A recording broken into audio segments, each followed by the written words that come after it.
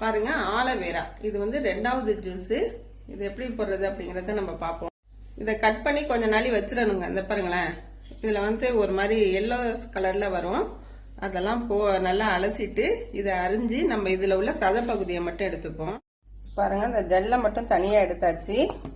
நான் நைட்டே ஒரு 1 ஸ்பூன் அளவுக்கு நான் என்ன பண்ணேன், வெந்தயம் ஊற போட்டேன். அதையும் நம்ம இதோட சேர்த்துக்கலாம்.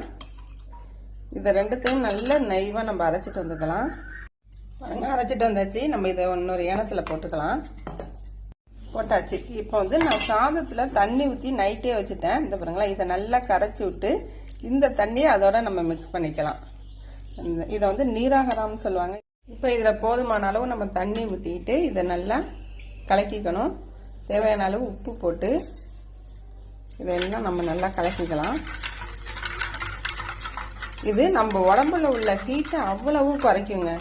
2வது இந்த ஆலோவேரா போட்டிருக்கிறதுனால நம்ம ஸ்கின்னுக்கு, அப்புறம் வந்து இந்த பெண்களுக்கு வெள்ளப்படுது இல்லையா, அது எல்லாமே இது கியூர் பண்ணிவிடும். அவ்வளோ ஒரு சத்து இருக்கு இந்த ஆலோவேரால. பாருங்க ஜூஸ் வந்து ரெடி ஆயிடுச்சு. பாருங்க, இதை வந்து குடிச்சிட்டு தான் நம்ம தாத்தா பாட்டியெல்லாம் வேலைக்கு போவாங்களாம். சாயந்தரம் வரையுமே அது என்ன பண்ணுமா, அவங்களுக்கு வந்து பசியை கொடுக்காதான். நல்லா இருக்குங்க. அப்படியே சாத்துல உள்ள தண்ணியில நம்ம உப்பு போட்டு குடிச்சா அப்படி இருக்கும், அது மாதிரி இருக்கு. இந்த ஆலோவேரா ஜூஸ்ல அவ்வளோ ஒரு பெனிஃபிட் இருக்கு. நீங்களும் ட்ரை பண்ணி பார்த்துட்டு எப்படி இருக்குன்னு கமெண்ட் பண்ணுங்க. அப்படியே என்னோட சிவகலை விழாக்க ப்ளீஸ் சப்ஸ்கிரைப் அண்ட் ஃபாலோ பண்ணிக்கோங்க. பாய்.